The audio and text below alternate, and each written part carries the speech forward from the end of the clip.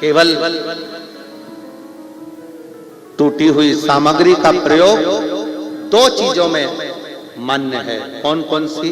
अगर एक तुलसी का पत्ता, एक तुलसी का पत्ता अगर प्रसाद के रूप में कहीं से मिला है, उस पत्ते के छोटे छोटे टुकड़े कर कर भी आप अपने घर के लोगों को दोगे तो वो तुलसी का पूर्ण पत्र माना जाता है। उसी तरह शंकर पर चढ़ी हुई बेलपत्र लाए और एक ही बेलपत्र मंदिर में मिली और घर में 10-12 लोग हैं तो उसके भी टुकड़े कर करके थोड़ा थोड़ा अगर घर के लोगों को दोगे तो पूर्ण बेलपत्र माना जाता है। पूर्ण किस लिए लगाते? कोई अतिथि, कोई अपने घर में बुजुर्ग आ गया, बड़ा आ गया, कोई संत आ गया, एक तुलसी का पत्ता शंकर भगवान पर, ठाकुर जी पर चढ़ा हुआ, लड्डू गोपाल पे चढ़ा हुआ, कृष्ण जी पे चढ़ा हुआ, राम जी पे चढ़ा हुआ लेकर आए, आपको मिला प्रसाद के रूप में तुलसी का पत्ता। आपने वो पत्ता एक है, रहने वाले घर में 14-15 लोग हैं, तुलसी के पत्ते के छोटे छोटे टुकड़े कर कर, छोटे छोटे टुकड़े कर कर घर के लोगों को प्रसाद के रूप में दिया। उन्होंने पाया, उन्हें ठाकुर जी का दर्शन मिला। एक बेलपत्र मंदिर में चढ़ी हुई मिली। घर में तो 10-12 लोग हैं, बीमारी सबको है, तकलीफ सबको है, पर मंदिर में इतनी बेलपत्र मिलती नहीं है। एक बेलपत्र मिली, हमने उसी बेलपत्र के छोटे छोटे टुकड़े कर कर घर के 15 लोग हैं, 15 लोगों को जरा जरा सा दे दिया, अर्थात वो पूर्ण बेलपत्र का फल प्रदान करता है, वो पूर्ण तुलसी का फल प्रदान करता है।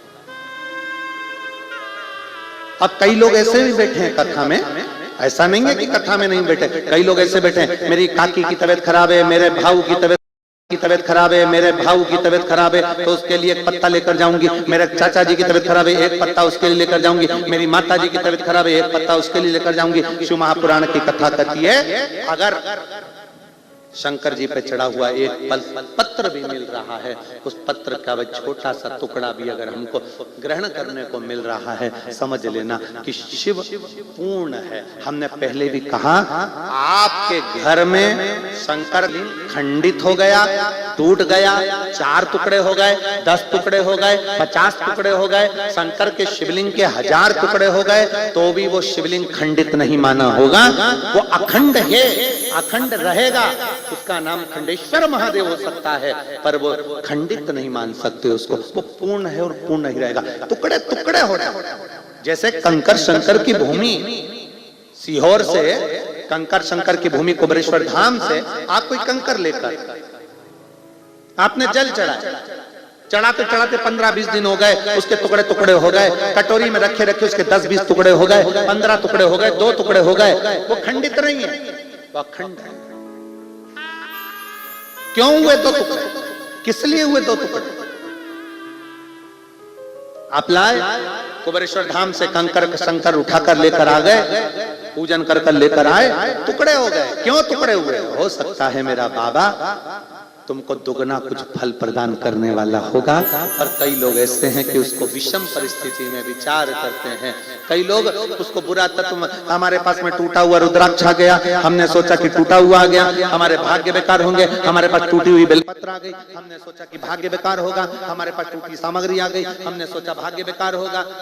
जा रहे थे रात्रि के समय पर कुत्ता रो रहा था तो मन में आया ना जाने कुत्ता क्यों रो रहा है, जरूर कोई बेकार होने वाला होगा। अरे हो सकता है कुत्ता इसलिए भी रो रहा हो कि बेचारे को भूख लगी हो, दरवाजा खोल एक रोटी दिया तो चुप हो जाएगा, पर हमारे मन में भ्रम आ गया, मेरा लड़का बाहर गया, मेरा पति बाहर गया, कुत्ता रो रहा है, मन में विचार आ रहा है। बिल्ली रास्ता काट कर चली गई तो मन में भ्रम आ गया कि बिल्ली रास्ता काट गई, तुम भी तो ना जाने कितनों का रास्ता काट जाते हो,